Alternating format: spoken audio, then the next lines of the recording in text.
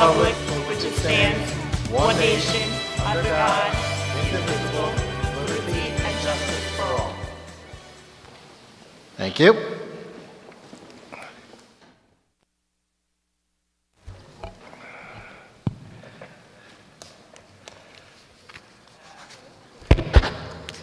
This meeting is in compliance with the Open Public Meeting Law and has been duly advertised in the newspaper as an official meeting. Roll call. Mrs. Barakis? Present. Mrs. Cass? Present. Dr. Osman? Present. Mr. Palmieri? Present. Mr. Sargent? Present. Mrs. Rivera? Present. Mr. Walsh? Present. Approval of agenda. I need a motion for approval of the agenda with addendums. Motion. Second. Discussion? Discussion. Hearing no discussion, roll call. Mrs. Barakis? Yes. Mrs. Cass? Yes. Dr. Osman? Yes. Mr. Palmieri? Yes. Mr. Sargent? Yes. Mrs. Rivera? Yes. And Mr. Walsh? Yes. Before we begin the full board meeting, the Board of Education will want to take a moment to recognize a changing of the guard of sorts here in the district. I believe we have Officer John Pajowski here with us tonight. Please stand.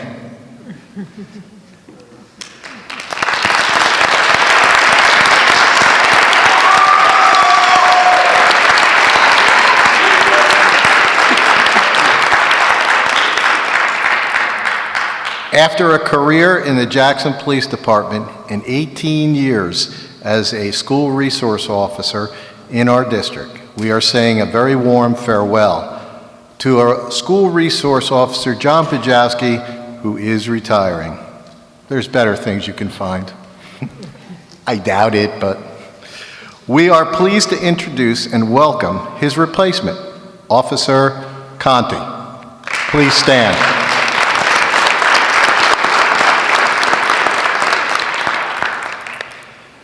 Okay, we have no doubt we will continue to build relationships in our community.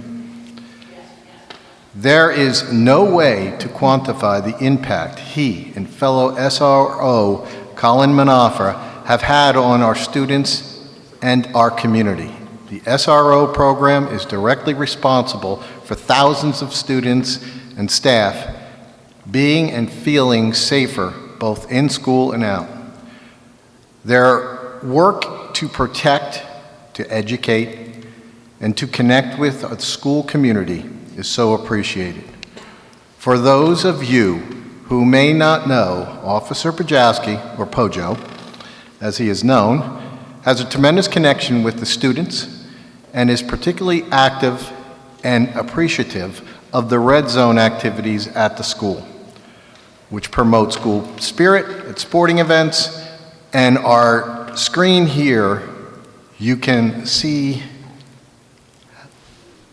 okay, how well invested he is. Just had to see what he looked like.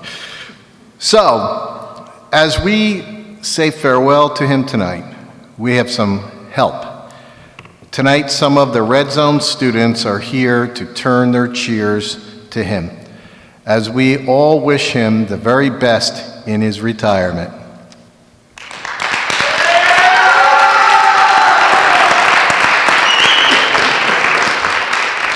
Thank you and good luck.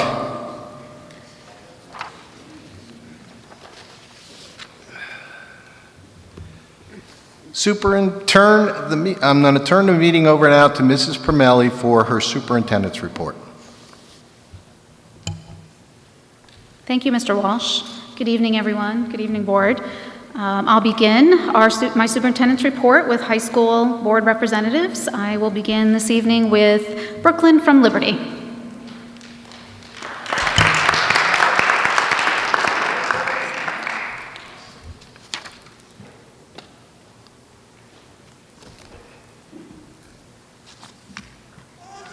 Thank you, Superintendent Permilli, Board of Ed members, and guests.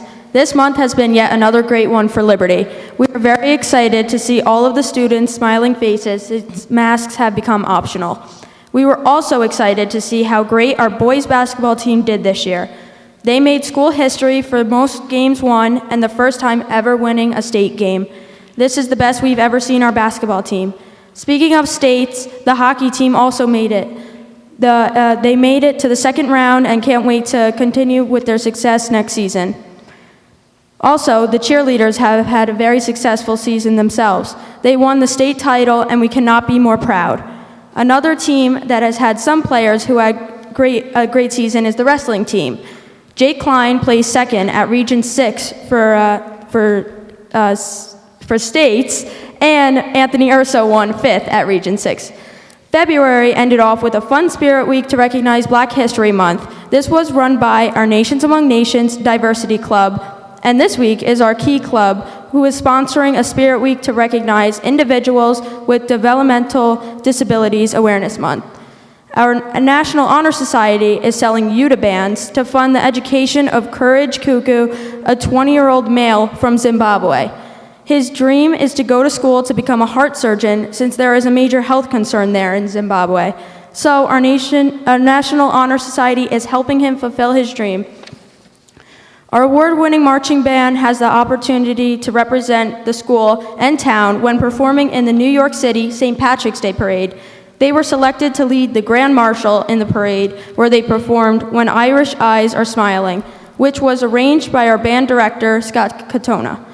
The jazz band has also gained a lot of attention. After 2 years of being unable to perform due to restrictions, they have won both of their competitions they have attended so far and earned special awards for Best Trombone Section, Best Trumpet Section, and Best Overall Soloist Awards.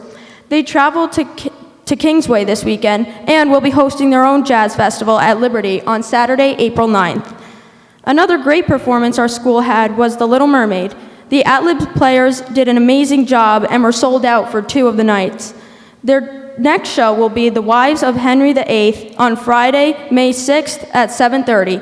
We are very excited to also be putting on the Pharaohs, which are back on our stage for the first time in 2 years.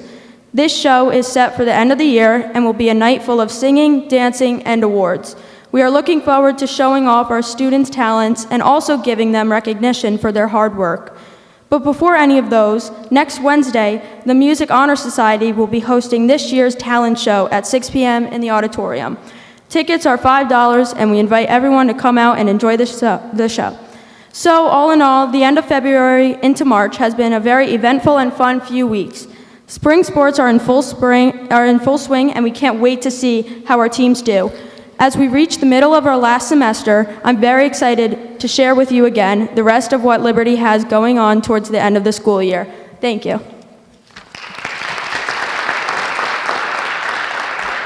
Thank you, Brooklyn. Very informative, lots of things happening, and it's nice to hear of so many activities coming back that we used to offer being able to be put back in place. Dakota, from Memorial, could you come up and update us on Memorial happenings?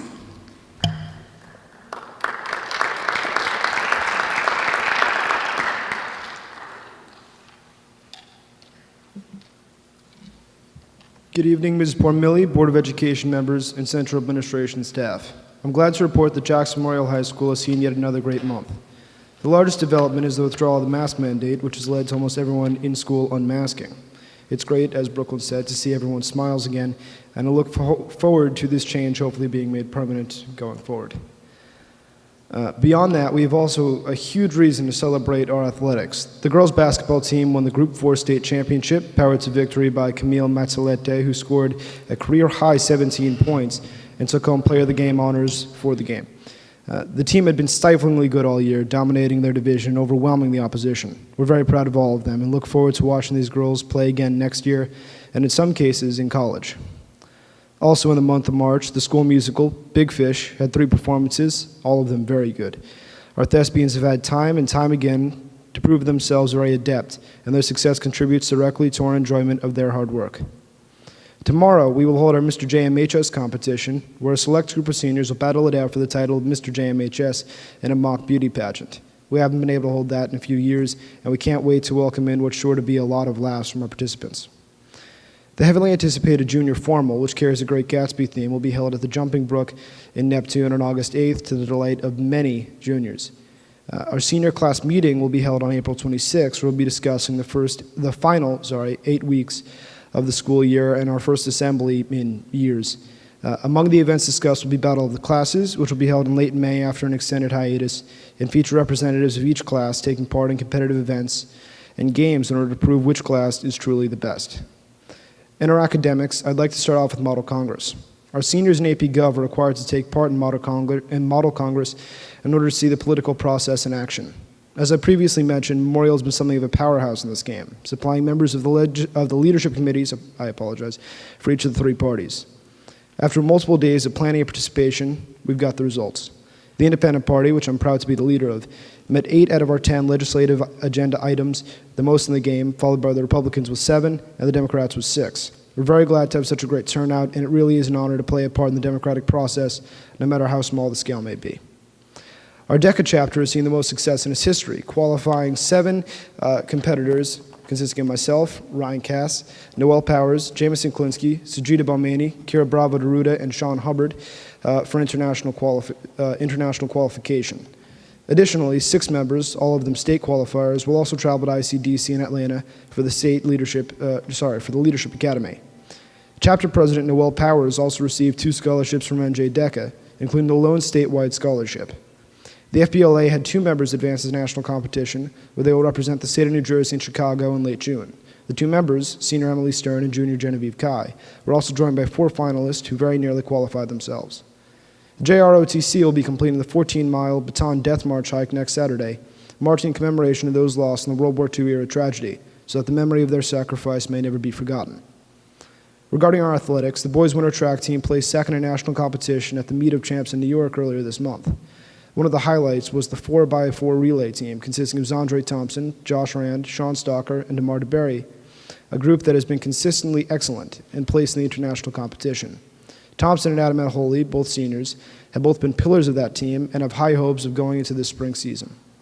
Speaking of that, the girls and boys spring track teams have both have their first meet on April 2nd and are preparing for what they hope will be a successful year. On that note, girls bowler Emily Furlong signed to play with Fairleigh Dickinson, a huge development that shows not only the athletic might of our school, but also the academic accomplishments of our student athletes. Our spring sports have begun to practice, and it looks like we'll be looking forward to another star-studded and award-studded season. The baseball team in particular looks like it'll be able to make great use of its strong rotation to dominate its conference and make a run at the state title. The boys volleyball team also looks to build on strong results from last year, when they were ranked 4th in the state, and will attempt to make another state championship game later this year, behind a core of phenomenal student athletes. The month of March has brought about many great developments, and everything is beginning to look indistinguishable from pre-pandemic life. I look forward to not having to say new normal anymore and just going back to saying normal when describing life at school. If we've learned anything for the past 2 years and 10 days, it is that every moment of normal is precious in and of itself. I'm never again going to complain about waking up in the morning to go to school or about working on large projects for some of my classes. I know that I would have given anything in the dark valleys of this pandemic to wake up at 5:45 in the morning after a night spent on a book report. Jackson Memorial High School has had a great month, and I'm thrilled to say the words that we've been eagerly anticipating. It looks like normal's made a comeback. Thank you, Ms. Pormilli, BOE members, and Central Administration staff for letting me address you, and I look forward to doing so again next time. Thank you.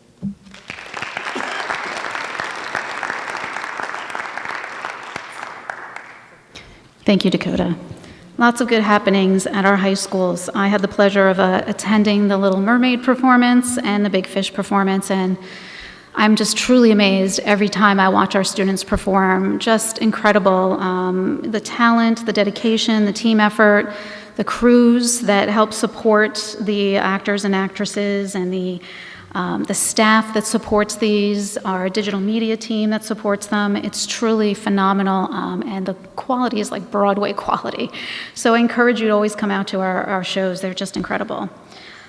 Before I move on, Officer Brzezowski, I just want to say congratulations. You will be missed, and thank you for just everything you have done for our district, for our students, and our community. And we wish you all the luck, and hopefully you come back and visit.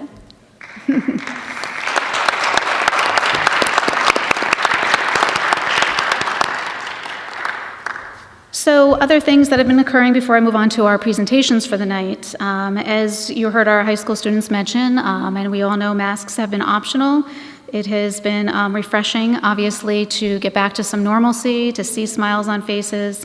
All has been going well, and our cases are low, so it's terrific.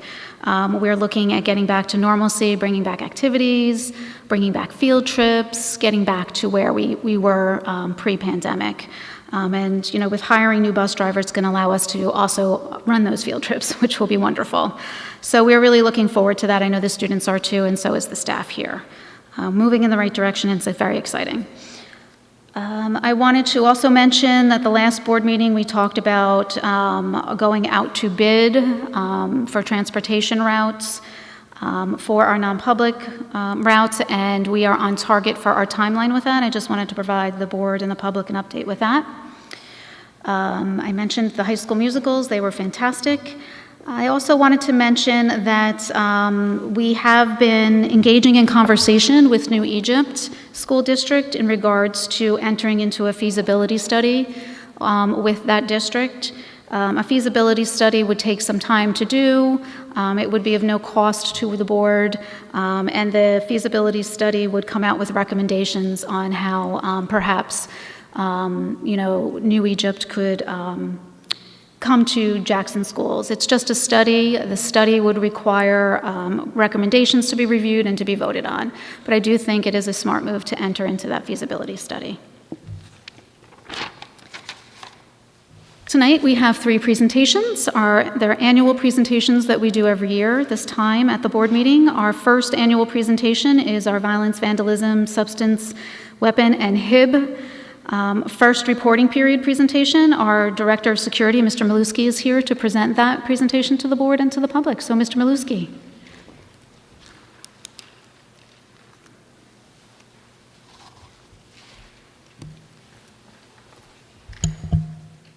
Good evening, Mrs. Pervilli, board members, and everyone in attendance this evening.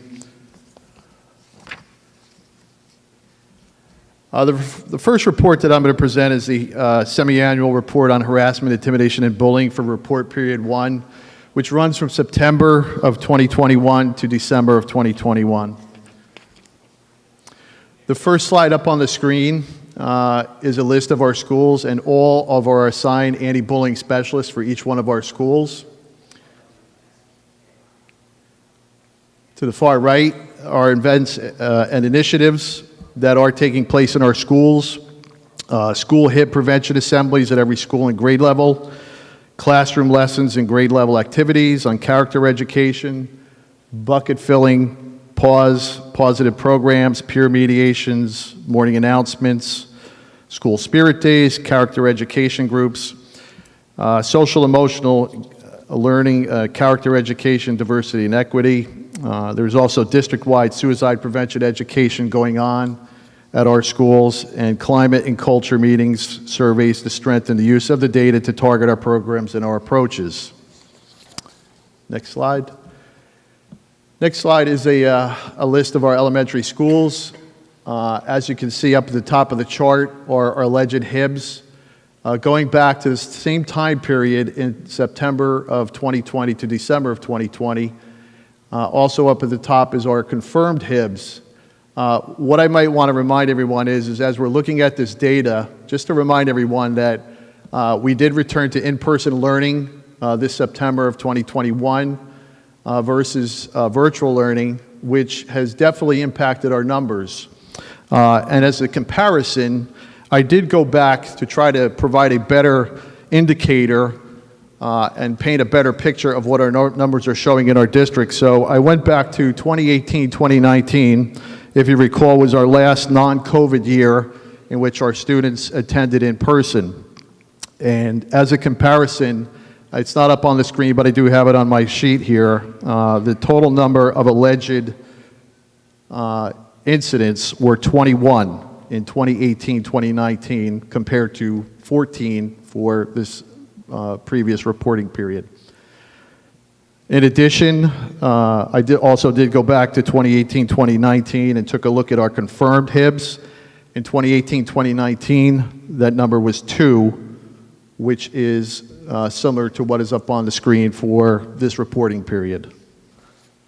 Next slide. Next slide is our secondary schools. Again, our number of alleged incidents are listed for 2020 as well as 2021 to provide a comparison, as well as our confirmed HIBs. As you can see, there were 3 alleged HIBs in 2020 compared to 10 in 2021, 1 confirmed HIB in 2020, 10 confirmed HIBs in 2021. And again, as a comparison, I went back to our 2018-2019 year and looked at our last non-COVID year and our numbers, and our total number of alleged HIBs was 11. In comparison, I also took a look at our confirmed total, which was 5. Next slide. These are some of the numbers for our motivations of our confirmed HIBs for this report period. Appearance, there were 7 incidents, which appearance was a motivating factor. Inappropriate comments, 3. Sexual orientation or gender, there were 2 incidents. Some of the outcomes of all the investigated HIB incidents, some of the consequences that were implemented were parent-student conferences, out-of-school suspensions, in-school suspensions, detentions. Some of the remedial measures that were used were counseling, seating changes, and mediation. Location of the investigated HIB incidents, 24 of these incidents occurred on school grounds. 6 of the incidents occurred on school buses. 5 of the incidents were cell phone or internet related, and there was 1 incident which occurred off of school grounds. Some of the classifications of the actions of the investigated HIB incidents involved demeaning type incidents, offensive text messages, name calling, offensive comments, mocking. We did see a little bit of a change with social media, inappropriate comments, pictures, spreading rumors, and some of the more typical type of incidents with hitting, kicking, and pushing.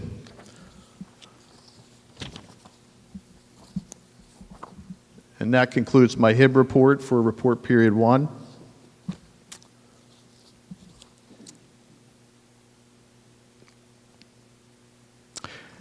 The next report I'd like to present is our violence and vandalism substance abuse report.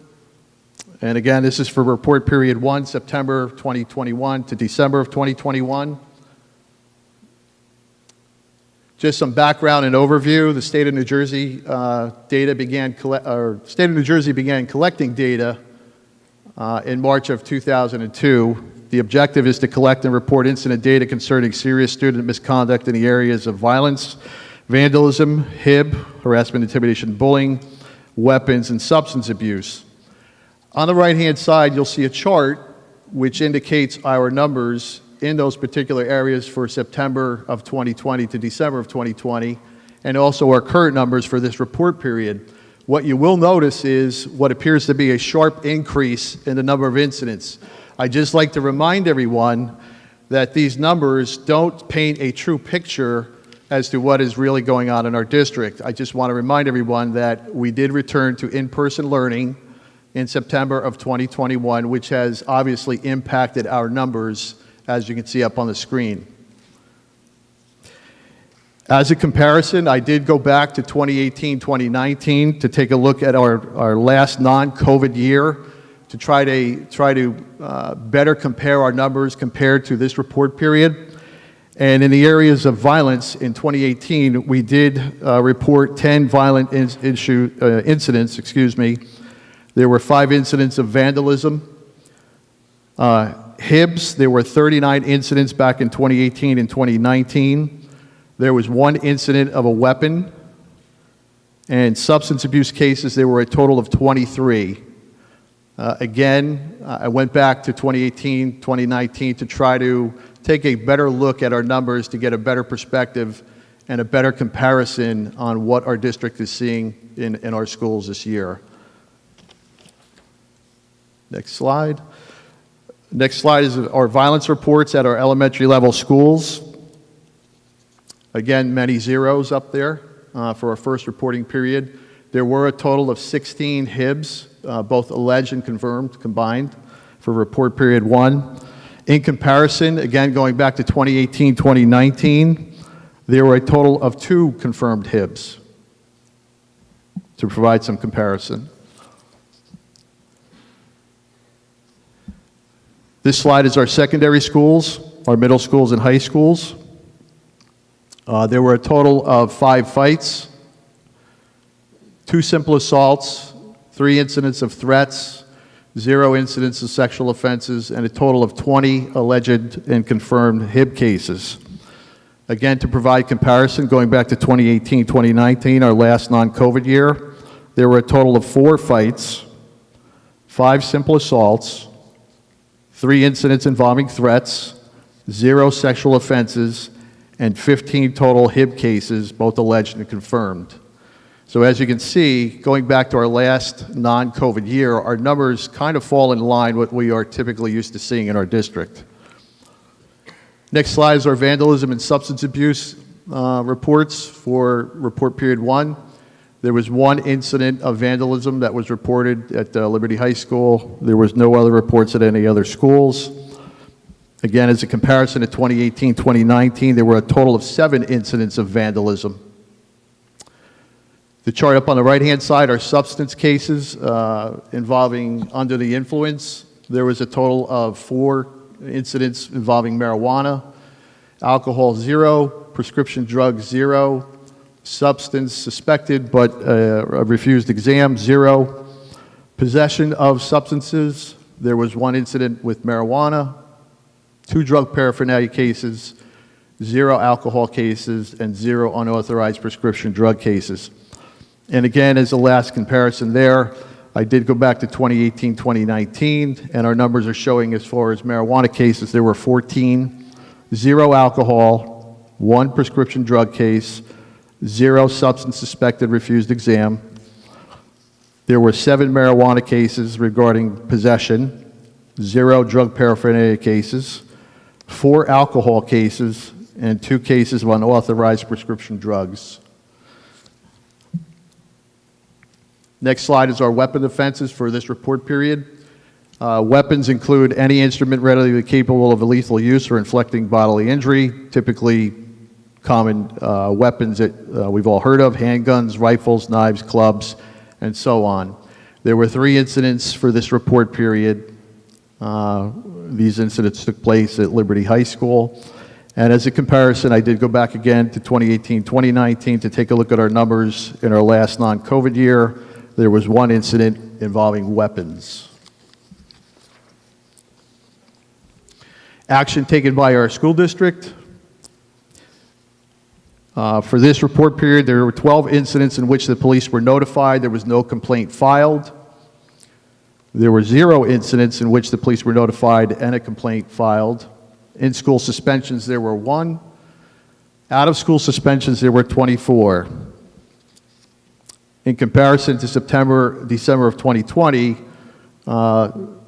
police notified 0, police notified, complaint filed 0, in-school suspensions 0, out-of-school suspensions there was only 1. And as a comparison, back to 2018, 2019, there were 8 incidents police notified, no complaint. 11 incidents in which the police were notified, a complaint was filed. 9 incidents in which there were in-school suspensions, and 41 incidents of out-of-school suspensions. Moving down the chart, some of our persons that were impacted by some of these incidents for this report period: student offenders, there were 23, student victims 5, staff victims there was 1, and then going back to September of 2020, the numbers were 100.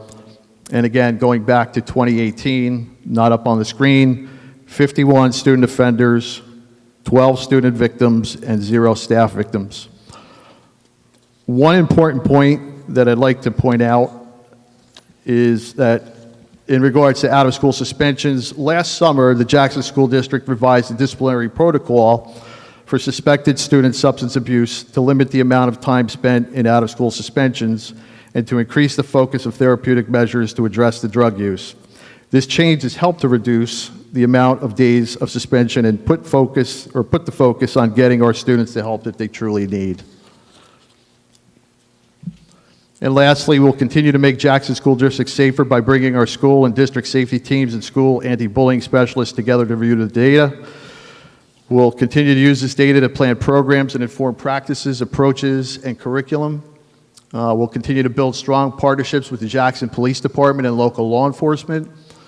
We'll continue to provide training for our school administrators on the effective prevention and response to violence, vandalism, and substance use. And we'll continue to educate all our stakeholders on how they can make Jackson schools a safer place. And that concludes my violence and vandalism report. I'd be happy to take any questions if there are any.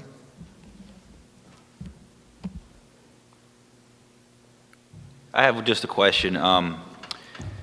So looking at that, I see that 2020 is basically a wash because we were homeschooling. Is there any way we could see this report? I know you read it off, but maybe 2019 compared to 2021, just so I can get a better idea by breakdown of each school to kind of see those numbers? Because 2020 would give us a lot lower, as you said, because COVID was in full swing. Yes, I could certainly provide that data to you. If you'd like to meet afterwards, I can definitely provide that to you. Okay, thank you. Mr. Maluski, we can go ahead and we'll forward it all to the whole board after the meeting.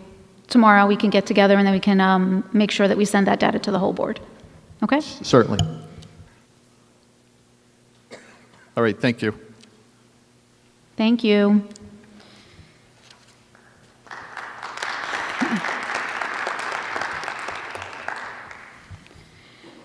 Moving on, every year we also do an energy presentation, and we update the public and the board on our energy usage and savings in the district. And tonight we have Mr. Blair here, our energy specialist, to present that information. Mr. Blair?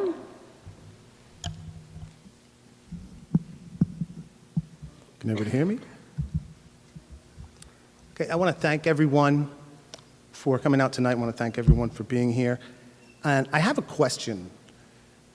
What if you took 1 penny and put it in a jar every hour? At the end of the day, you would end up with 24 cents, okay? Now, what if you did that every day for an entire year? You're going to end up with $87. What if you asked 2 people to do that? What if you asked 10,000 people to do the same thing? Now, I'm going to come back to that question on the last slide. So if we can go on to the next slide. Back in 2016, our energy bills averaged about a little over $3 million a year. That's electric, gas, and oil. So what the district decided to do was create an energy program. We were being approached by consulting companies and people like that, and the district decided, hey, we could do this on our own. And so that's what we've been doing since 2016. And it's behavior-based energy conservation combined with mechanical, but I'll get to that. But behavior-based means we can't control the price of electricity or utilities or oil, anything like that. We can't control the weather, but we can control our behavior. And like I always say, going green saves green. And there are so many great things going on in this district, and this program goes hand in hand with all of the green initiatives that are going on throughout the district. We even have students involved. We have a student green team over at Elms and Crawford, and we have green teams in every building. And I even have interns over the summer, and we get into the technical aspects of energy conservation and the equipment and all of that stuff. It's a mixture of mechanical and electrical engineering, but I don't want to get stuck in the weeds. Can we go to the next slide? Here's some of the great things that are going on in all of our schools. Sustainable Jersey for Schools is a program sponsored by NJEA, and it's very difficult to get the certifications that we have. There are 7 bronze certified schools and 3 silver schools. Now, there is no gold standard. It's just bronze and silver. There are about 14 bronze schools in the entire county of Ocean County, and 7 of them are here in Jackson. And there are only 3 silver certified schools in Ocean County, and all 3 of them are here in Jackson. That's Switlick, Liberty, and Elms.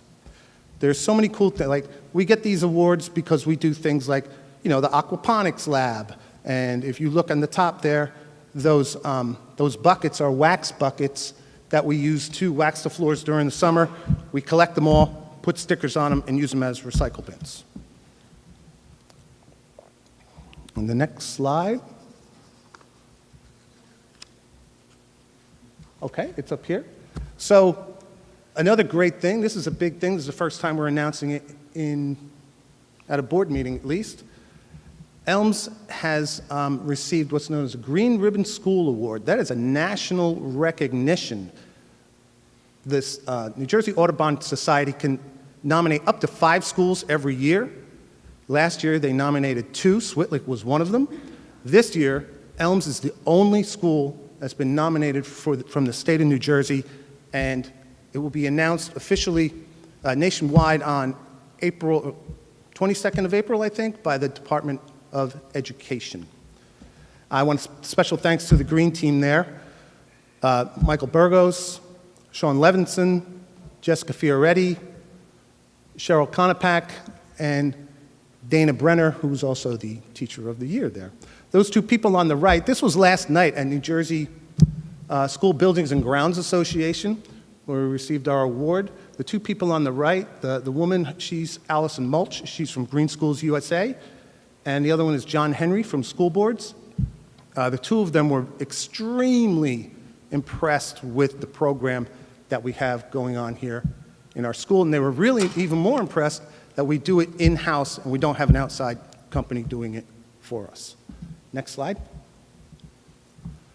I'm sure you've seen this label before. You've probably seen it on appliances, a washing machine or refrigerator.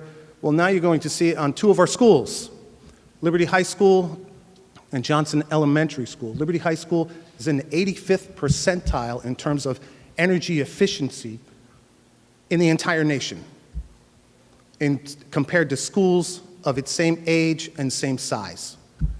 And Johnson is in the 81st percentile compared to all of the other schools. Now, you need a 75 or above to get this recognition, and it has to be verified by a third party. The rest of our schools are all floating around in the 60s there. We need about another year of data, and I'm expecting a lot of them to get it next year as well. But for now, it's a big honor. So that's the public side. That's the public side of what people see in terms of the energy program. But a lot of it, there's a lot that goes on behind the scenes that nobody sees. Every month, I get the electric and gas bills sent to me, and I go through it with a fine-tooth comb, and I put it into a tracking system. I have 2 tracking systems so I could double-check everything. And you'd be surprised how many times mistakes are made, especially since COVID. During COVID, the meter readers were instructed not to enter buildings, so when it came, 1 year later, they're sending us estimated bills, and it's messing up our numbers because I have to keep track of all this. And for example, up top there, that was a mistake 3 months in a row at Crawford. That same amount was billed 3 months in a row. And when all was said and done, between this error and other errors, on the bottom right there, highlighted in yellow, was a $115,000 mistake. Now, that's a lot of money, and would they have eventually caught it? I don't know, but I just want to make sure that we're on top of them. So, next slide. Every year we enroll in a demand response program. PJM is otherwise known as the grid. They pay large consumers of electricity money to power down during times of peak demand. For example, during a heat wave. This past summer in August, all we had to do was shut everything down for 2 hours, and then they pay us money for doing that. This past year, we received $71 grand. Since the beginning of the program, in 2017, we've received a total of $366,000 paid to the district for shutting things down in the middle of the summer when nobody even notices. Next slide. In the state of New Jersey, you can shop for a third-party supplier for your energy, for gas and electric, and we've done that. And when we recently went out for gas, we went from 42 cents to 39 cents per therm.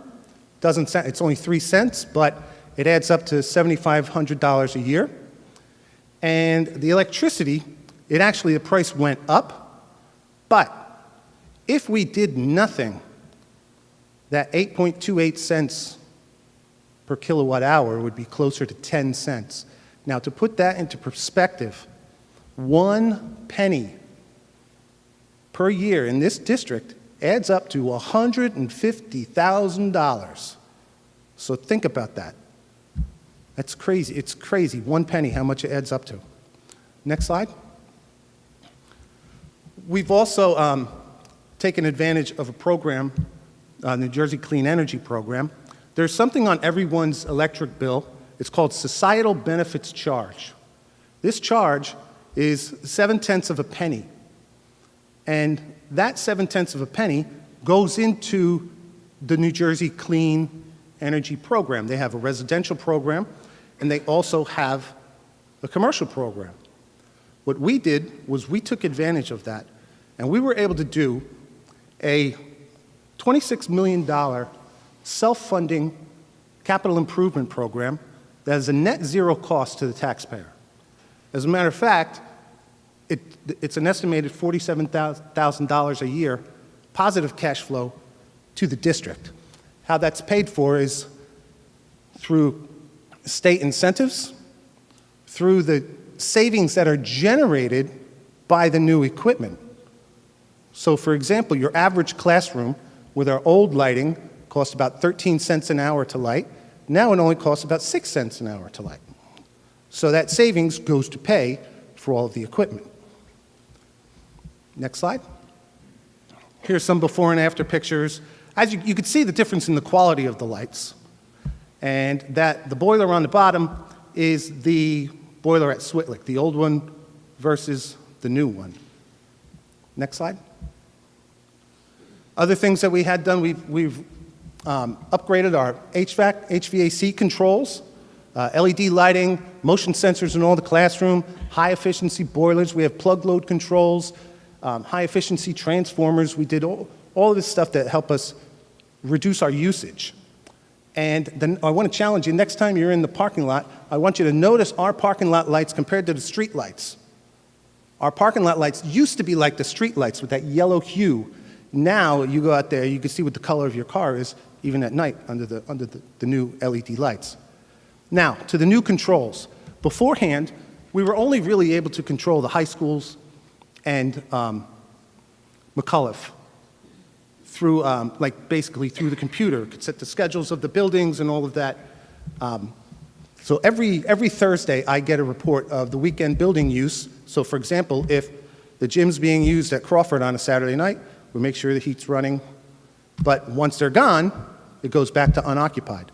So every weekend, like they say I'm cheap, but I am cheap. But I'm very stingy when it comes to taxpayer money. You know, it's what I do. Now, look at the column to the left is January of 21. That's the amount of electricity we consumed. The column all the way to the right is the amount of electricity that we consumed in January of 22. So you could see the difference. That's with all the equipment upgrades, plus we've had solar installed, so that really, it adds up, as you can see, and that's just consumption, that's not dollars. Next slide. So we've installed about 4.3 megawatts of solar. That's the equivalent, in terms of greenhouse gases, of taking 611 cars off the road for 1 year. It also adds up to about $360,000 in savings on the electric bill. Now, that $360,000 in savings goes to pay for all the equipment that we've upgraded. We put new roofs on every school that has had solar put on it, and there will be a portal for the students to be able to see how much their school is generating. It should be up in the next month or so, and so the teachers can use it as a teaching tool. Next slide. So, now, last year, it was a year and a half ago, we were awarded a grant for 2 EV garbage trucks. We have 2 trucks in the district. One is for regular garbage. The other one is for recycling. And they are on their last legs, and we really need new trucks. And so I wrote this grant for 2 trucks, and we were awarded it. And now we're in the process of, it's a long process. The state sat on it. Make a long story short, the state sat on it. We had to find a new manufacturer, but the estimated time of arrival should be by next winter. So I'm keeping my fingers crossed. Also, we just received, about a week and a half ago, another grant, a plumbing grant. And this is something that the districts, if you ever put this into a budget, it's one of the first things that gets cut. This grant covers 75% of the cost of installing and putting in new plumbing appliances like faucets, flushometers, new toilets, shower heads, anything that conserves water. Not only will these upgrades conserve water, it will also reduce our water bill. We spend a lot of money. We spend about $250,000 a year on water. So this will definitely cut down the cost and our usage. So this is the slide. I want to go back to, remember slide 1 when I mentioned what if you asked 10,000 people to save 1 penny an hour? This is the result of doing that. The first year budget was $3.1 million. That's what we were spending every year on electricity and gas. So the first fiscal year, getting everybody to shut their computers off at the end of the day and all of that, we ended up saving $326,000 in that first year. So as you can see, as the years go on, that middle column is how much we spent. So that $3.1 million in the last fiscal year is down to $1.9 million. The savings, if you add them all up, just in the past year was $1.1 million if you compare it to that $3 million that we were spending every year. And that number on the bottom, that $3.6 million, that is what we would have spent if we did nothing. If we did nothing, if we never created an energy program and just sat back and just did what we were doing before. That's just raw numbers. That doesn't account for inflation. That doesn't account for increased price in electricity and gas over the years. That does not include switching Getz Middle School from oil to gas. It doesn't include any of that. It doesn't include the demand response money that I pointed out before. It doesn't include the grant money that we received. That's just raw numbers and how much we spent every year. And also, I know energy specialists from other districts, and a lot of times they have the same complaint, and I have to say I don't have any of their problems. And I have to say the reason an energy program can work, you need to have support from the top. Otherwise, it won't work at all. It just won't. So I thank everybody here, because without support from the top, that never would have been possible. Never. So does anybody have any questions? So when are we expecting these garbage trucks? Well, as far as I know, the latest estimation is next winter, hopefully before the turn of the new year. That's what the new manufacturer has promised us, because the old manufacturer pulled out of the deal because they couldn't do it. They said they could do it, but then they couldn't do it because They have side-loading garbage trucks, and we need rear-loading garbage trucks because we have loading docks, and we can't use that kind of truck. Have we constructed the charging stations yet? No, but that will be built in anticipation of, they will be all in place by the time the trucks get here. Absolutely. And it'll be over at the new transportation. With this grant, was there something written in it saying like all of your garbage trucks had to be electric now? So like if you need additional ones, do they have to be electric as well? Yes, they would have to be electric. Also, we have to take the 2 trucks that we have, which are diesel trucks. We have to physically put a drill through the engine block, and they have to be decommissioned. So that's the whole purpose of this grant, to get diesel vehicles off the road and replace them with EVs. You only have 2 trucks now? That's all we have? Yes, we have 2 garbage trucks, one for regular garbage and one for recycling. So our recycling will be taken to the recycling center in an EV. So as long as it's on time. Yes, we've been waiting a while. Yeah, they about 4 hours to charge, and they'll be plugged in overnight, so there really won't be any worries about that. And they also get about 120 miles to the charge. And if you do a whole route around Jackson, they'll hit about 60 miles in a run. So you don't have to worry about that. So I would just like to say, I think this is really commendable. I think this is great. And I agree with you in terms of every penny does count, especially when our governor continues to reduce our funding with S2. This really does help, so great job. Thank you. Okay, thank you, Mr. Blair. Very important, especially right now. Mr. Palmieri, I was going to say the same thing. With the state of our economy and the S2 cuts, this is super important for this district to make sure we're saving every penny possible. So thank you for your work. Thank you.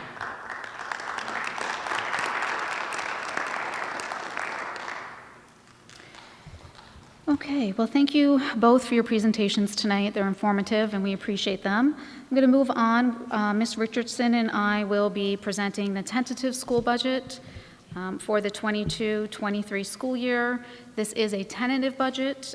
We will still be working on it up until the final budget is struck in April. So with that, just wait till the presentation's up.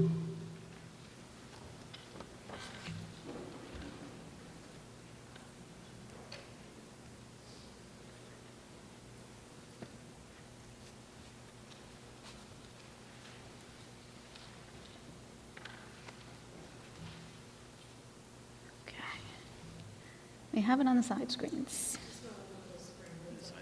Yep, so I'm going to move forward since we have it on the side screens. So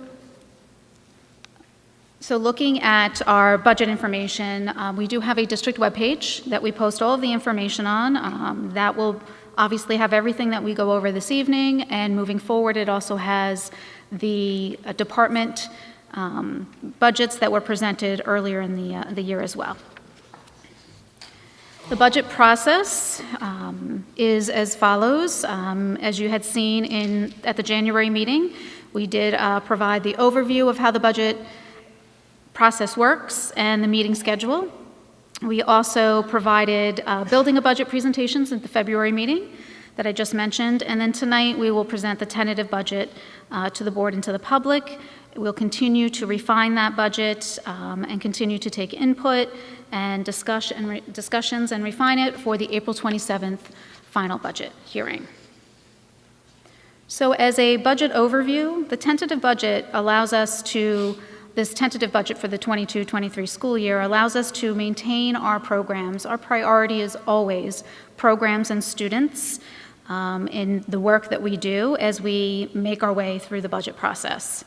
This budget for the 22-23 school year maintains investments in our curriculum, most of our technology, our extracurricular programs, and it will maintain class size. It does not allow the district to make needed capital improvements. nor does it allow the district to expand on programs significantly. As you all know, this district has been facing cuts for several years now through the S2 process that was put into place by our State Department and our State Department of Education. You can see here the history of the cuts over the last few years, totaling, including the cut that we just received of $4.6 million, to a $16 million cut so far over the last few years. It's really a devastating cut. And unfortunately, I'm extremely disappointed and discouraged that during the time that we're in right now, that we were anticipating a $4.1 million cut for the 22-23 school year, and instead received a $4.6 million cut.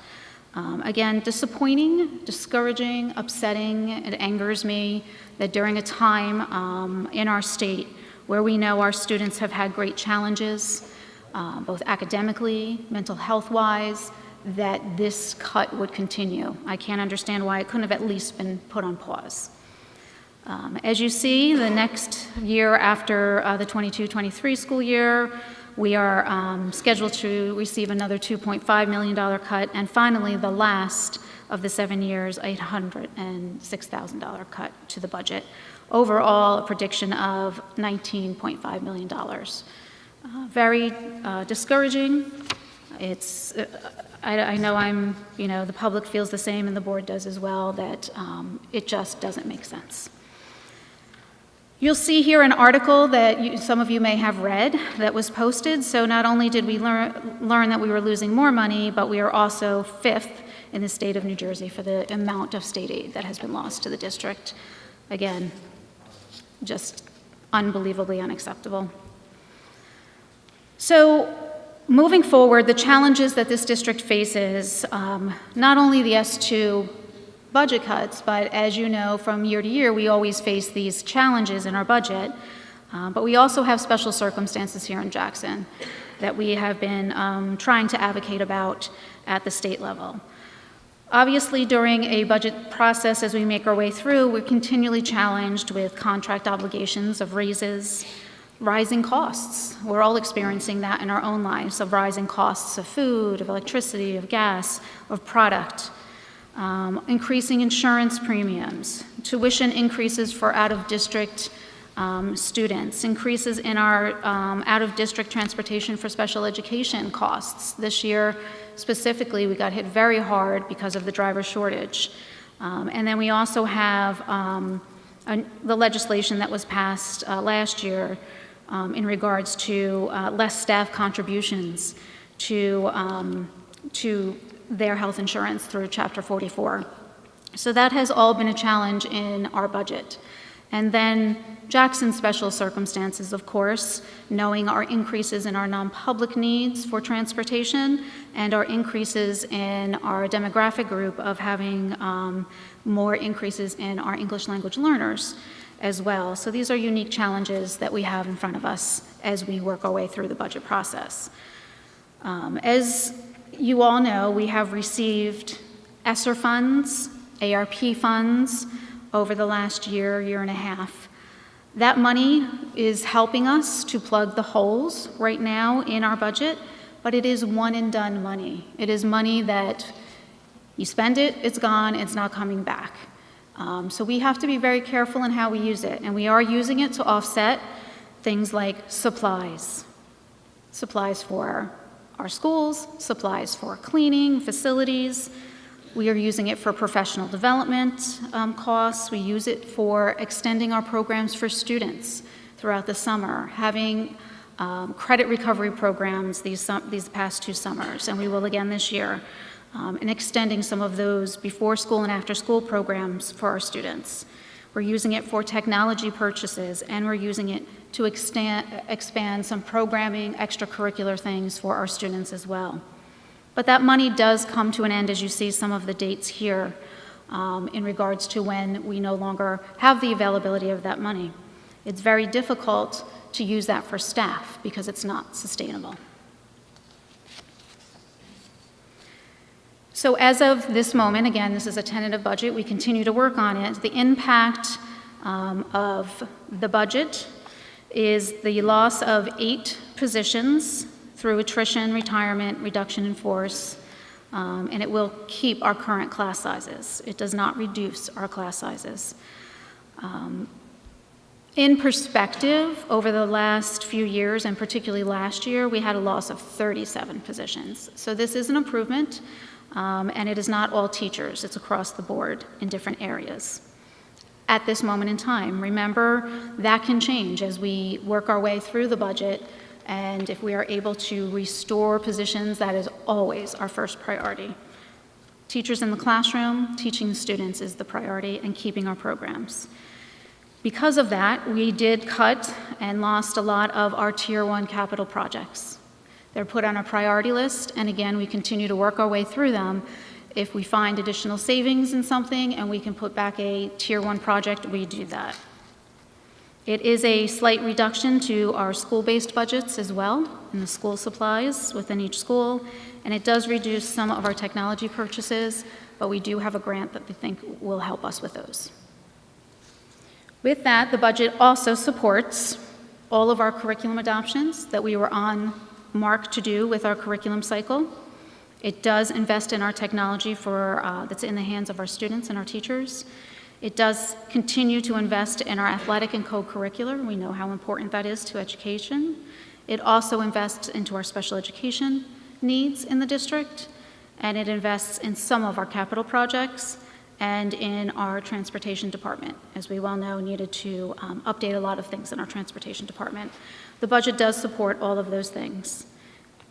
As I said, priority is students, teaching, and learning in this district. With that, I turn over the budget figures and the numbers explanation and our tax impact to our business administrator, Ms. Richardson. Thank you, Mrs. Vermilly. I'm going to talk about this document that you picked up when you came in. This is our budget. This is what we use to express our budget to the public. So the numbers I talk about are from here, except for the tax levy part, which I will discuss also. Everyone knows what the tax levy is. It's the amount that we raise in taxes for the school district. It's partially the general fund, which is the larger number, and the second part is debt service, and that is the paying of our debt for prior projects. This year, the tentative budget contains a general fund tax levy increase of 2%. And if you follow along on this document, you'll see that the general fund tax levy for 22-23, we calculated it to be $91,445,509, which is a $1.7 million increase. What, like I said, is 2%. State aid, we are calculating that at $36,026,107. That's a number that we get from the state of New Jersey, with the exception of the extraordinary aid. We're estimating on that one. It's a decrease of $10,352,511 in state aid, a decrease of 22%. The general fund budget total is going to $148,49, which is a decrease of $4.4 million, 3%. And our federal and state programs, we're seeing a decrease in that also. It's $18,486,129, which is a 17% decrease. And our debt, that's a schedule that I have for many years. This year that we're budgeting for is going to only be $8,436,438, which is a slight decrease of $5,624, less than 1%. The total budget is going down 4.69%. So what does this mean to the taxpayers of Jackson? And this is just my estimate of the school tax portion. This doesn't include all of your taxes for the township. But for the school tax, this budget will take it, is down a total of 4.69%, which is a 0.0079 cent increase to the school tax rate. In 2022, the tentative school tax rate will be 1.4198 per 100 of assessed home value. We always call the township and find out what they say the average home in Jackson is at, and they told us it was $329,862. And that amounts to a $26 a year increase for that average home. If you want to calculate your own home, you take it, divide it by 100, and multiply it by the rate that I have here. And that will give you an idea of what your 2022 taxes will be like, just for the school tax portion. I think I am turning it back over to Mrs. Permilli. Thank you. Thank you, Ms. Richardson. So again, that concludes the tentative budget presentation. It is tentative, and as I've said several times, we'll continue to refine it until the April board meeting. And as always, we work really hard to balance the needs of the district and be fiscally responsible at the same time, as you saw just one portion of that tonight in Mr. Blair's presentation. The district also seeks grants all the time. You see on the agenda grants that we apply for to help offset so that we can continue to expand programming. Though our S2 cuts try to prevent us from doing that, we will not have it, and we continue to seek grants so that we can continue to offer the stellar education that we have here in Jackson. So with that, that concludes the tentative budget presentation. I'll take any questions from the board. No question, Ms. Permilli, but I do have a quick statement. For everyone here tonight, for those watching on television and who may watch this on YouTube at a later time, in my opinion, I would ask that you send letters, emails, make phone calls to your governor, our governor, to your local legislator, and let them know the disservice that they're doing to all of our students by the continued cuts to our budget. It's unfair, it's a disaster, and we need them to hear us. Thanks.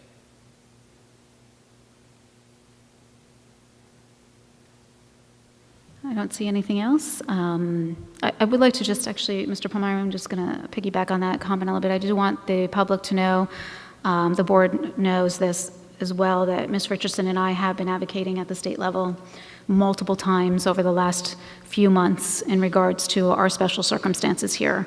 We want to remain optimistic that we're making a difference, but we have not seen that yet. But we are advocating and speaking with lots of people. So with that, that concludes my superintendent's report for this evening, Mr. Walsh. Thank you. Standing committee reports. State and county school boards. Next county meeting is March 30th. It will be virtually at 6:30 p.m. Parent group liaison, that was moved from March 9th to March 30th in the administrative building, right? Okay, special education. Yep.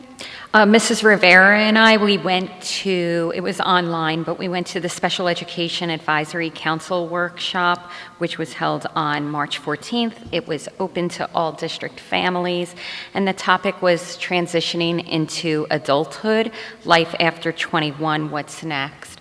So there were a couple of panelists who were explaining the processes and procedures for when your children age out of the public schools. Our next meeting, I believe, is in May? May. Okay, scholarship, we are going to meet on June 4th. We're in the process of finalizing the students who have chosen to apply for certain scholarships and choosing those winners as far as those scholarships are concerned. One thing that consider, and I know it's a rough time, okay, but our ad book basically supports many of the scholarships that we give away. The Jackson High School Scholarship Fund gives away, and if anybody can free up some money to put an ad in that book, you can get in touch with me or look through the board to, it's the Jackson Township High School Scholarship Fund. Okay, Google it and it should come up. We have a site, gives you all the information. Building and grounds. Okay, we had a meeting, building and grounds, and a lot of the stuff that we went over, you've seen tonight, okay? But we talked basically about architect of records, okay, which is on the agenda. Our Tier 1 projects, which have all been just cut off by the budget. Okay, ESSER 3 projects, okay, which most of that is still being covered.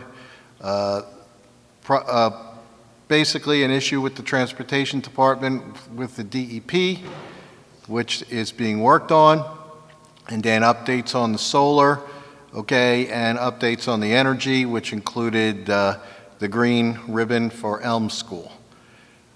Next meeting will probably be in May. Budget and Finance.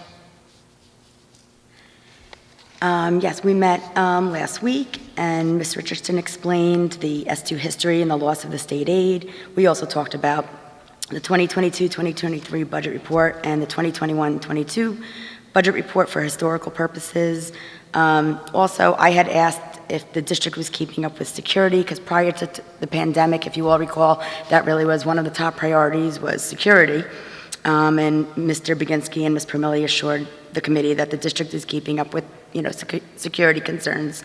And also myself and Ms. Cass discussed potential fundraising ideas with the committee after looking at, obviously, our tentative budget. So, and that was all we discussed at the meeting.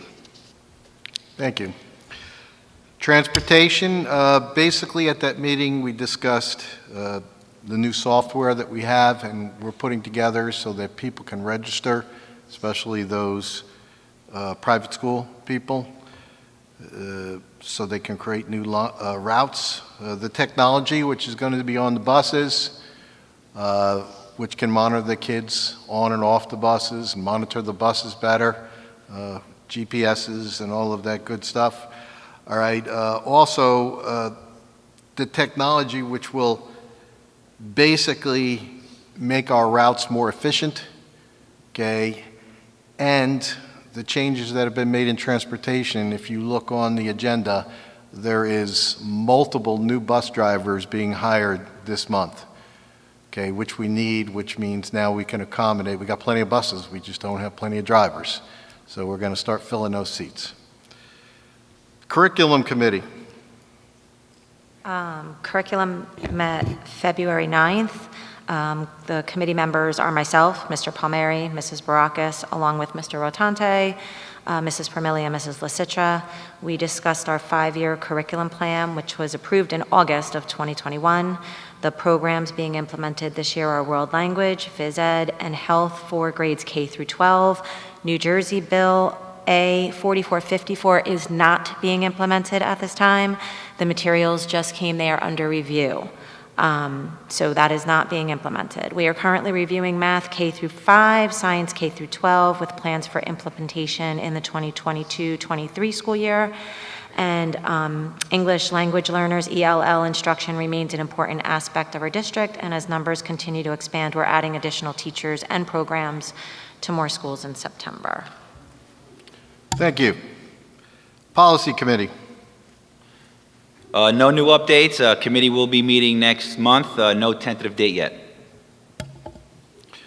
The Enrollment Committee has not organized yet or met. We will before the end of the year. Okay, motion to approve policy regulations, second reading. Motion. Second. Discussion. See no discussion, roll call. Yes. Mrs. Barakis? Yes. Mrs. Cass? Yes. Dr. Osmond? Yes. Mr. Palmieri? Yes. Mr. Sargent? Yes. Mrs. Rivera? Yes. And Mr. Walsh? Yes. Motion for approval of the minutes, the closed session meeting February 16th, 2022, and the official board meeting February 16th, 2022, Committee of the Whole and Business meeting. Motion. Second. Discussion. Seeing no discussion, roll call. Mrs. Barakis? Yes. Mrs. Cass? Yes. Dr. Osmond? Yes. Mr. Palmieri? Yes.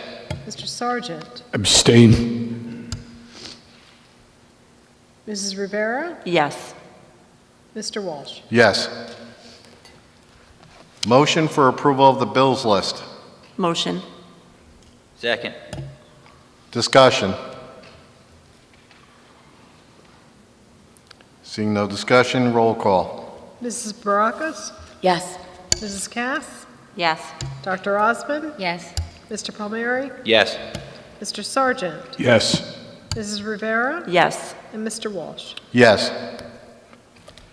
Motion to open the public forum on agenda items only. We will hold another public forum during this meeting for other questions. This public forum will be for questions on the agenda only. Motion. Second. We don't vote on it, right? No. When your name is called by Mrs. Richardson, please come to the microphone. Each person is allowed a maximum of 5 minutes to speak. No person may speak more than once on a topic until all others have been heard. Mrs. Richardson, Yes. please call the first person. The first person on here is Megan Gardella.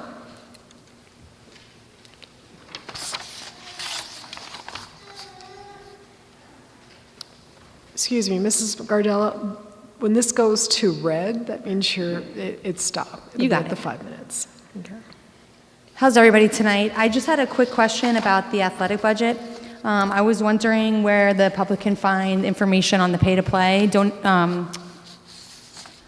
funds that the parents put back in, where that gets allocated throughout the athletic rollout. And also, I was wondering, I know you guys talked a little bit about looking at, with the budget, sponsorship or fundraising, and I was wondering if any exclusivity or uniforms have been looked at. I know some high schools have that, where they are working with a specific company, Adidas or Nike, and they get an allocation. It gives money towards the cost of uniforms. Additionally, it helps to have a 3-year rollout. I know my students are at Getz, and for 3 years, my kids are probably wearing uniforms from the time that I was at Getz. So I'm just wondering if that's anything that this district has looked at. I know that Wawa is also doing something where they're giving certain school districts within Monmouth and Ocean County grant funds. It's small, but I saw on the athletic budget that we do have, I might say it wrong, but it's the NJSIAA, I guess it's the New Jersey Scholastic Association. I don't know if that got disbanded, but if it didn't, they are offering some compensation with that. I know it's not going to save the world, those couple of things, but I saw that uniforms for just Liberty High School is quoted at $36,000 to $40,000. So I don't know how many students actually play football at that high school, but if it's 100, then okay, it's 360, but I'm not sure there's that many students on a football team. So, you know, these are just things to look at so that all of our kids could maybe be outfitted in some uniforms that make them feel real proud to be Jackson athletic participants. Especially, we got great athletes here. Teams, they're all, you know, state ranked, and I just feel like that's something that should be looked at, especially when you guys are discussing all of the budget cuts, because there are many programs that should not feel pressure, such as losing almost $1 million to special education funding or the general, you know, kids that we're learning and teaching day to day in school. So, you know, extracurriculars are important, and maybe there's a way to fund them a little differently. Thank you.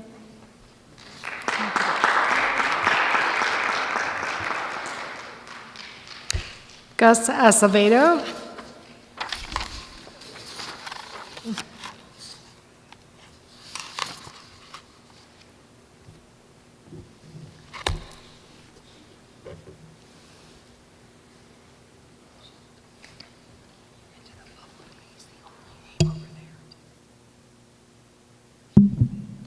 Gus Acevedo, 18 Bryant Drive, Jackson. I'm glad you brought up peer mediation. Years ago, we had I don't know if it wasn't a club, but it was a body of students and teachers who gathered together to discuss problems that might have arisen, fights or whatever. I propose that you bring it back to life, but change the format.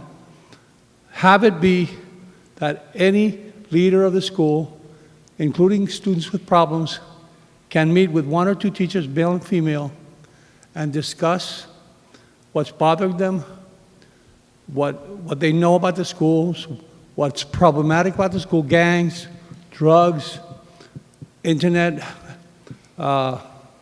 harassment. Now, I suggest that you get to the problem before there is a problem, that you have the kids gather, and not necessarily because there is a problem, but because there is a concern. Ask them what's the problem. How could the school be better? Also, there is I'm sure there's an emotional impact of COVID on kids who couldn't come to school, who couldn't see their fellow students' face. And I think we are going to have psychological problems. So therefore, one of your first meetings should be on school climate, emotional climate. How do we feel? You'll sense the lying, and you'll feel the truth when somebody tells you that everything's okay, but they don't mean it, or it's not that bad, but it could be better. They mean something else.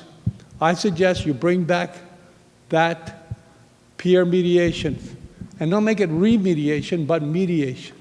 Also, have the officer, school officer be part of it, the resource person. And also, ask teachers for ideas. This aquaponic, we owe a big debt to a teacher, science teacher, Mr. Hebert, Peter Hebert. I don't know if Mr. Walsh remembers him. Hibbard. He's the one who let the boa escape in the hallway. But this man brought us all kinds of ideas, including that. My wife, who was the annoying environmentalist of the year, who would come to bother the board about environmental issues, got us to consider, after Ms. Gangemi said no numerous times, geothermal. And we saved money. It's intelligent. It's ahead. So ask the teachers, how can they make the school better? Ask the students how they can make the school better. The boys from Liberty, the girls who came to cheer, their officer, were amazing. They have talent. They have ideas. Ask them, how can you make the school better? Okay? Ask the people before it is a problem. You're going to have a concern about language, the English language learners, because there's going to be so many Spanish-speaking students coming in. Deal with it before it's a problem.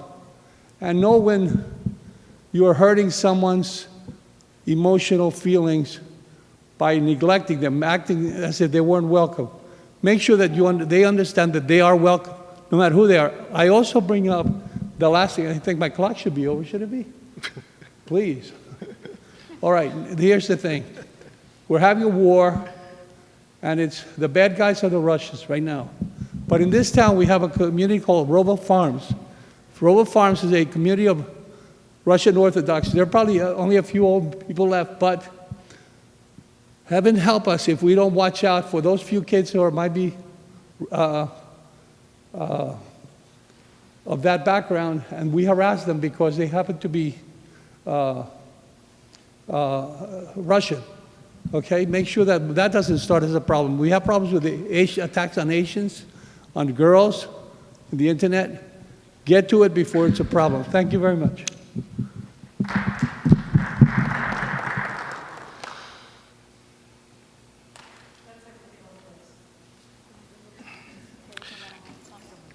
Are there any additional agenda questions? She's going to check the list again. No? Okay, seeing no one come forward, I need a motion to close public forum. Motion. Second. All in favor? Aye. Aye. Okay. Superintendent will now respond to those questions. Thank you, Mr. Walsh. Mrs. Gardella, thank you for your input. I appreciate it. The athletic pay-to-play is something that was put into place. The funds do go into our general budget, but the purpose behind it was, the history behind it was to help support middle school sports so that we could continue to have a middle school sports program. So that's how the money is used towards that program. Always looking for new ideas to help offset costs. I know Mr. Baginski works with both of our athletic supervisors on many of those things. We do have uniforms on a rotation basis to help with that cost. So not all uniforms are replaced at the same time, as you had spoken about. And we do have a policy in regards to companies being part of that. So it is something that we can explore as long as the policy is followed, which basically means I believe they have to submit a plan to myself, and then we review the plan and we talk about it, and then we can implement. So it's opening up the lines of communication. Mr. Baginski, is there anything else that you would add to that? I know you're always looking with the two supervisors of cost savings for our sports programs. That's pretty much it, right? We'll continue. We'll share your ideas with the two supervisors as well.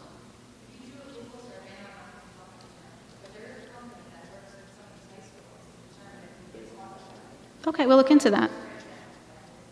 Okay, thank you.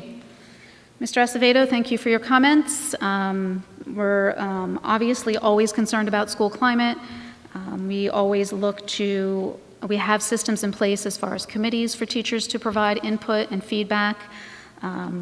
We have programs for students to do the same, but we're always looking to expand those things, and we'll take your thoughts into consideration as well. With that, Mr. Walsh, I'll turn it back to you. You have a question?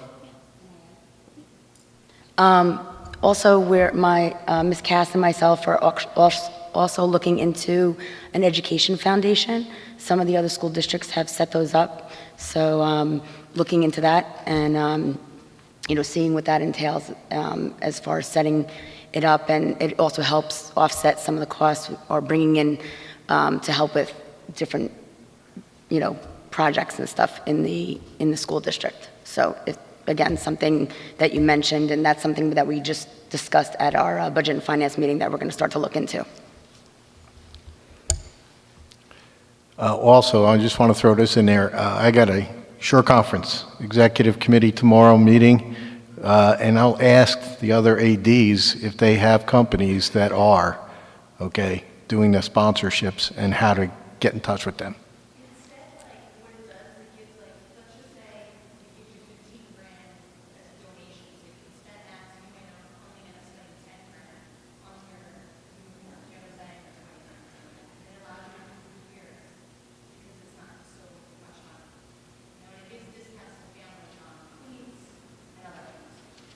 Okay.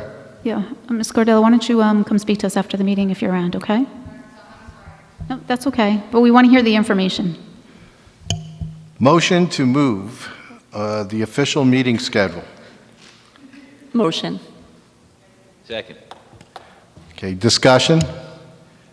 At this time, I'm going to amend the summer start time for the public meetings from 5:30 to 6 p.m. Any other discussion? Hearing none, roll call. Mrs. Barakis? Yes. Mrs. Cass? Yes. Dr. Osman? Yes. Mr. Palmieri? Yes. Mr. Sargent? Present, not voting. Mrs. Rivera? Yes. Mr. Walsh? Yes. Motion to move finance. Motion. Second. Discussion. I have two questions. Number 9, this security grant, is it for equipment or is it for training or what is it for? The security grant that we were awarded actually is going to upgrade our PA systems in our schools. Okay, so it's equipment, okay. Yep. Thank you. Also in number 10, I don't know who has this answer, the plumbing upgrade, which is needed in some of these buildings here. Okay, do we have a time frame on that? Yeah, they're giving us 1 year, and we can add on 6 months to that. So it's a year and 6 months. Very good. Any other discussion? Seeing none, roll call. Mrs. Barakis? Yes. Mrs. Cass? Yes. Dr. Osmond? Yes. Mr. Palmieri? Yes. Mr. Sargent? Yes. Mrs. Rivera? Yes. And Mr. Walsh? Yes. Motion to move facilities. Motion. Second. Discussion. Seeing no discussion, roll call. Mrs. Barakas? Yes. Mrs. Cass? Yes. Dr. Osmond? Yes. Mr. Palmieri? Yes. Mr. Sargent? Yes. Mrs. Rivera? Yes. And Mr. Walsh? Yes. Motion to move programs. Motion. Second. Discussion. Seeing no discussion, roll call. Mrs. Barakas? Yes. Mrs. Cass? Yes. Dr. Osmond? Yes. Mr. Palmieri? Yes. Mr. Sargent? Yes. Mrs. Rivera? Yes. And Mr. Walsh? Yes. Motion to move students. Motion. Second. Discussion.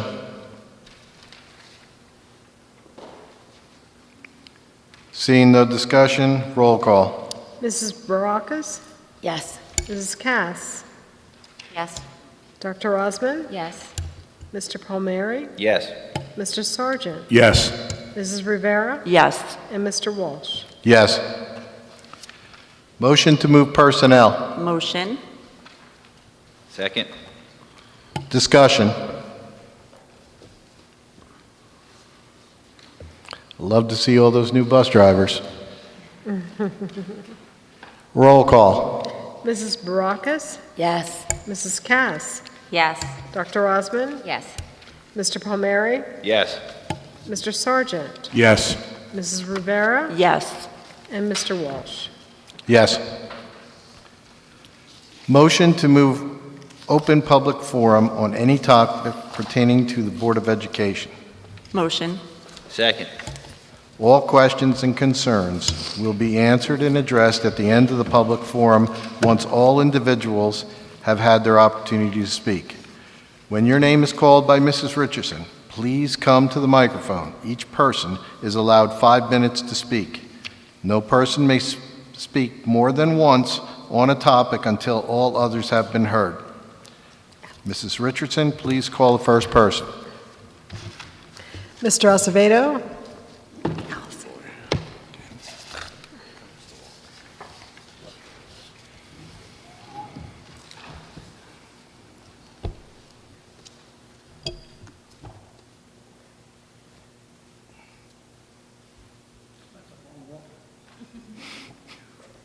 You should have stayed up front.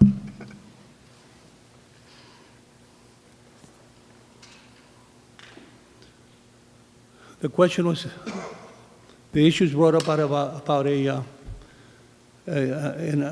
organization or what did you call it for fundraising? Foundation. A foundation. Well, we had one. We had one years ago. It's called the Jackson Foundation for Educational Excellence. We had a county attorney who was interested in getting himself a job in the district. We didn't give it to him, but he was very active at finding everybody who could help us. We got a lot of money. Not only that, we were able to buy a grand piano with it. Who can do that with the taxpayers' dollars? You can't do that. So I suggest you bring back or go back in the files and look to Jackson Foundation for Educational Excellence. It already exists. Now, I'd like to praise the school district. I'm sitting home. Out of habit, I'm taking notes. Channel 77, good channel, by the way. And now that you fixed the sound, and all of the presentations, Ms. Kangemi, she would have been proud because she didn't want anybody bragging unless they had something to say. Ms. Richardson, you had great competition. Now, Mr. Bruno, all of the people who work for our district and head our district have done excellent works to make us excel. However, we are at the middle of the top ranked schools in the district, in the county. I suggest that we try a little harder and be at the top. There's no reason why we shouldn't be at the top. Point Pleasant Beach, for God's, sorry, Point Pleasant Beach, really? A couple hundred kids? That's a classroom for us. We are an excellent school district, and I think we as a district should win an award. So we should fight for that. We should be, the school district should be a blue ribbon school district. Do everything you can to make it. Now, the new guys, make sure that you try for that. Our school district had within a year of building McAuliffe, it was already a blue ribbon school because we did all we could to make it an excellent school. We have the talent, we have the will. We should make sure that we do what we have to do to make sure that we are recognized above schools like your school, Point Pleasant. It was Point Pleasant Beach, wasn't it? You're probably the best thing that came out of there. Thank you. You're a Pearl, right?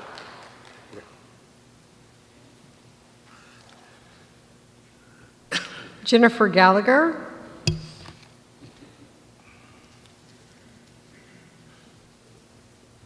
Hi, everybody. It wasn't mentioned tonight, and it was briefly touched on at a past meeting about the curriculum changes that are going to be implemented next September.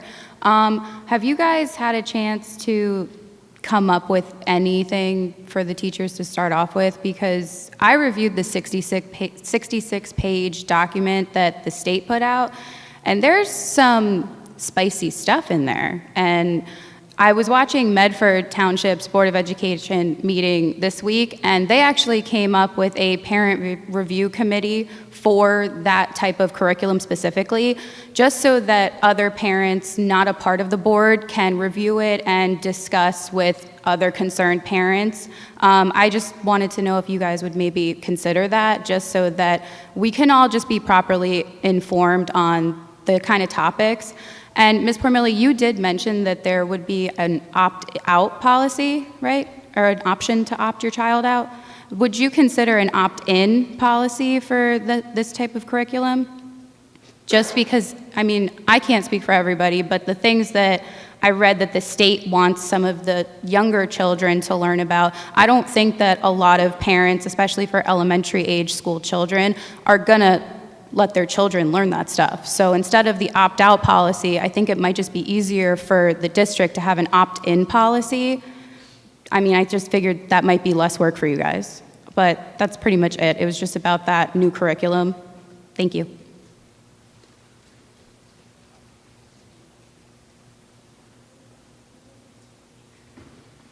We back up? We have a new issue? Michelle? Sorry. Nope. Mr. Grosshandler.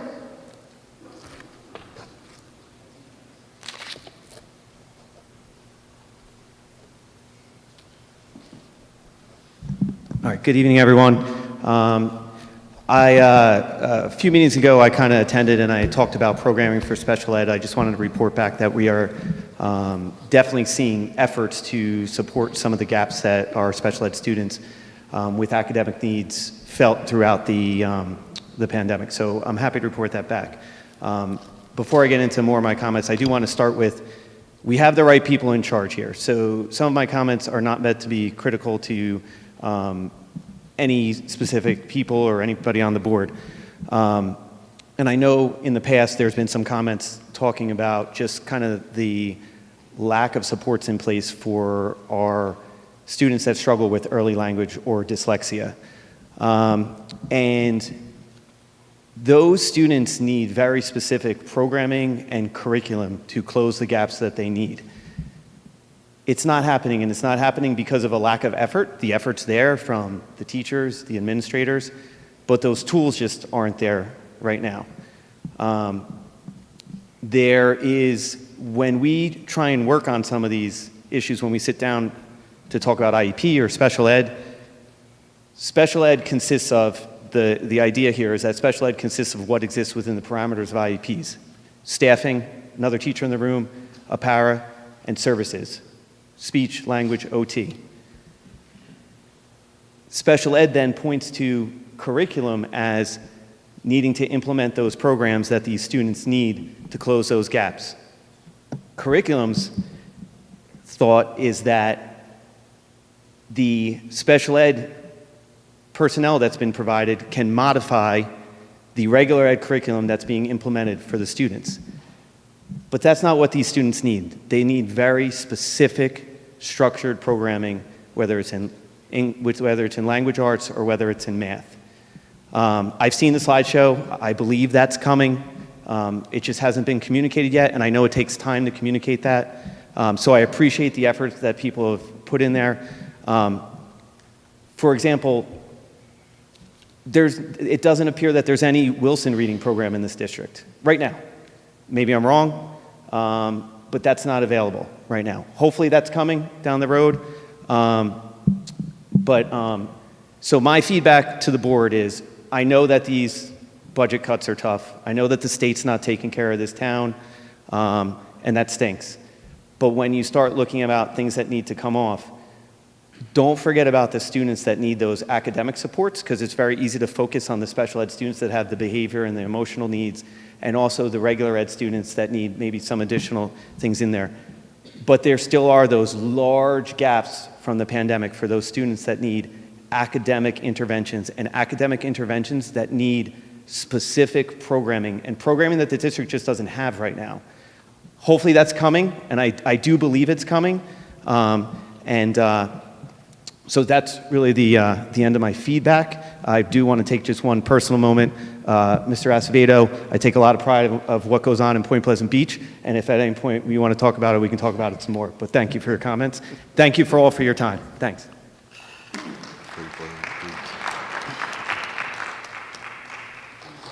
That's all that I have, Mr. Walsh. Anyone else would like to come up? And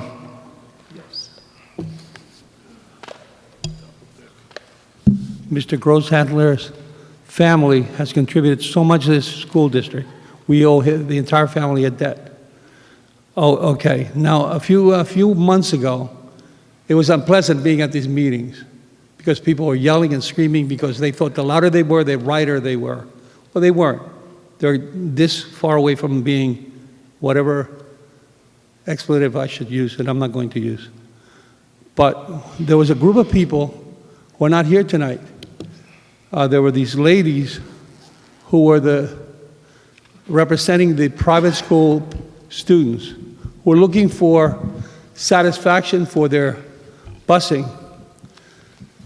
A few years ago, we had a problem with overpopulation, and we had a problem with transportation. So we hired a new director of transportation, and his first idea was, let's change the schedules so that our schools, which are crowded, they can be picked up at just the right time. Everybody arrives at a proper hour, and nobody's hurt.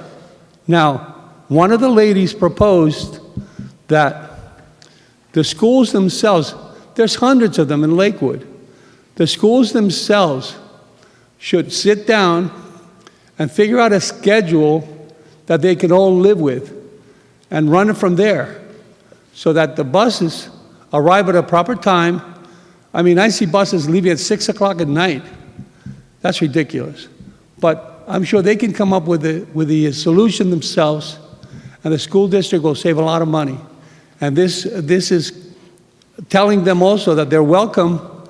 However, we also have to be concerned about our expenses, what our schools cost, and we can't cut sports because we don't have the money. We can't cut labs because we don't have the money. We can't do that. We can't start doing that. We can't overpopulate a classroom because that does not save money. We have got to work on that problem before anybody comes up and asks you to work on the problem. So, address the problem through the corporations that drive these buses and tell them, hey, fix it. And the schools, you all have different hours for opening and closing. Do something about that. Otherwise, it's your problem and you're stuck with it. The Jackson School District can only do so much. We're responsible for everybody who lives in Jackson. However, we have got to understand that we cannot fall behind because we're spending money that we should not be spending. Thank you.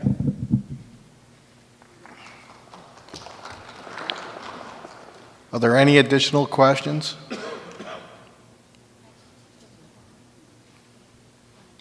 Oh, come on up. I forgot to ask, if you opt your child out, what do they do for that time period and those days of the week? I don't know how it's going to be implemented during the day, during the week. I don't know if it's going to be treated like a special class. So if you did opt your child out, what would they do with that unused classroom time? Thank you.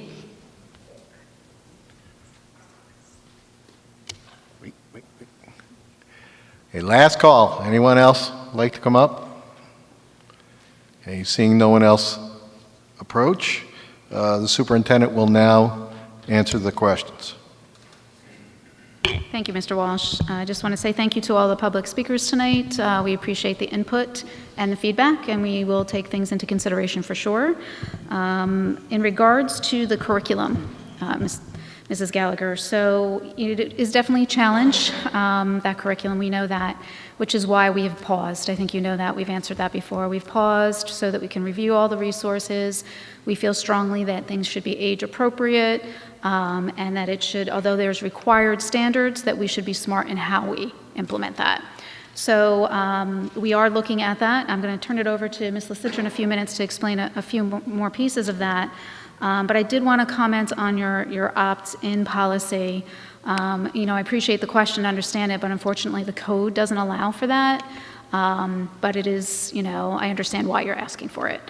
And in regards to what they would do if they were opted out, there's other activities that we would make sure that they were taking part in. Maybe it's they have an opportunity to go into the library and do something they enjoy. We try to find something that was educational but was of interest to the student. You're welcome. Ms. Lisitra, did you want to comment on anything else in regards to the curriculum? Yeah, so they can hear you. Thank you.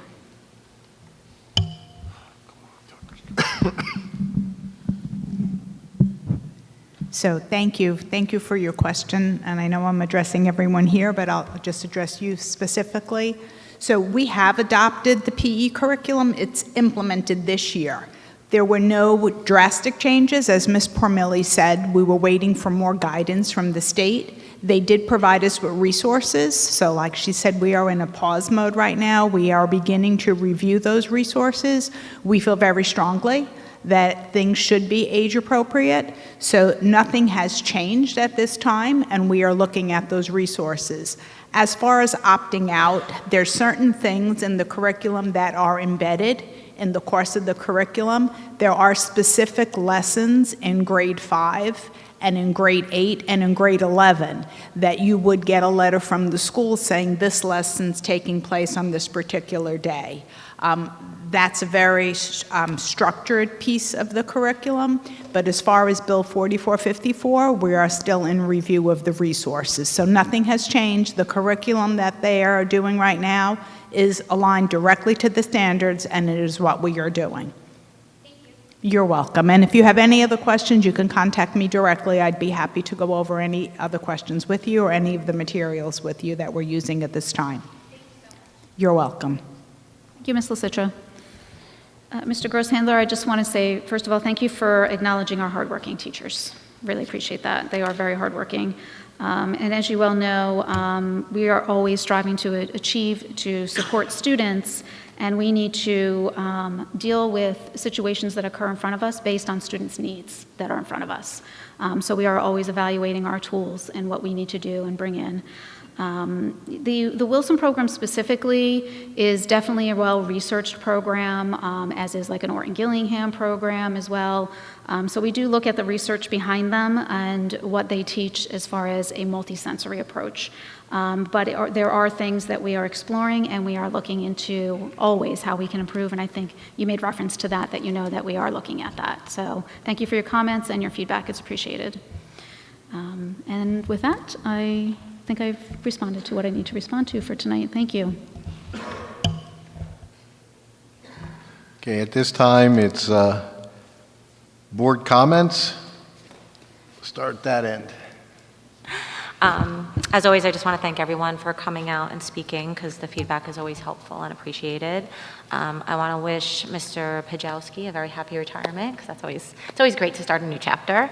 I did get to attend both high school plays. They were both fabulous. I definitely see some names going up in the lights. They were just great. I always encourage everyone. I took my kids when they were younger. They're fabulous. All our sports teams are doing really well. So I feel like we had a lot of positive things going on tonight. The band playing in the St. Patrick's Day Parade is amazing, and our Green Ribbon initiatives and our Green Ribbon School and the energy program, so all of that. And I just want to wish everybody to have a safe night driving home and take care. Thank you. Mr. Palmieri? We're going in this order? Yeah, we're going Gotcha. straight across. Happy retirement, enjoy, get a hobby or something, right? You don't want to be bored. They say you get old when you don't do anything. So, but enjoy. I want to say I went and saw the plays, Big Fish and Mermaid. They were fantastic. If you didn't have the opportunity to see these plays this time around, I strongly advise you see the next batch of plays, because they were just. I mean, a guy from Brooklyn, I'm not really emotional, but that was really an emotional play. So it was great. Overall, thank you all for coming out. Thank you for your comments. Get home safely and enjoy your evening.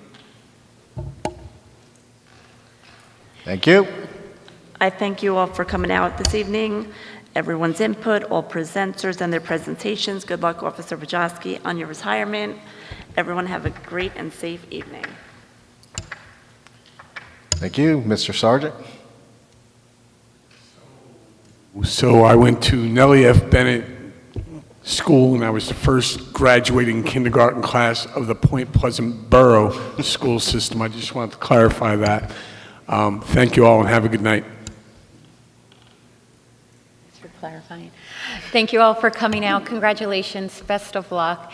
I also just wanted to thank our superintendent and Ms. Richardson and everybody who had to deal with those crazy cuts and figuring out how to make it work. That is a lot of work. I got a huge education sitting in meetings, reading paperwork, but I think it's really, really important that you were able to save teachers and you were able to save programming, because at the end of the day, that affects every child the most. So I appreciate that hard work. Thank you. So first, congratulations to Officer Wojcicki. I'm looking forward to seeing you at the lacrosse game. So for me, it's not, a goodbye. It's looking forward to seeing you next week. And at the last Board of Ed meeting, I mentioned if you had the opportunity to go to see the shows, please get tickets. Well, I had a tour of Broadway. We started, Ms. Cass and I started with The Little Mermaid, and having the bubbles falling on our heads was just the highlight of the evening. Between the digital media, the acting, it was incredible. And then the following, we got to see, I went with Ms. Permilli, and we got to see Big Fish. And to be honest with you, I didn't really know much about Big Fish, but I have to tell you, the entire time, I was just in amazement and thoroughly enjoyed the entire show. I got to meet one of the lead actors that week. I thought my daughter was going to kill me because I stopped him in the middle of the Memorial parking lot, and she was so embarrassed. And I was embarrassed because I think I was turning red. It was like starstruck. And then to top it all off, this past weekend, I saw Frozen in Liberty for McCullough. And I have to tell you, we have some amazing actors coming up from our middle school all the way up to our high school, and I really can't imagine where they're going to end up in life. It was just a wonderful experience. And if there's one more show coming up, not this weekend, but the following weekend, is Moana for Getz. So if you have an opportunity, also get your tickets to see Moana. I definitely will be there. So anyway, thank you all for coming, and for those of you that are listening at home, and enjoy your night. One more thing, Mr. Walsh. Go ahead. Pojo, good luck. Thank you. Poj, enjoy it. Don't enjoy it too long, though. You'll find something else to do. I'm sure you will. Big rah-rah you are. Okay, Jackson Liberty Band. Okay, great performance they had. I seen them when I was walking in. I wasn't up in the city, but okay. I want to congratulate the Memorial Wrestling team for winning the districts this year, the girls basketball team for winning the states, Okay, and everybody have a safe ride home. I just real forgot, I just want to wish all the DECA kids, they're going next month to Atlanta, and just hope they bring it home. Motion to adjourn by acclamation. Motion. Motion.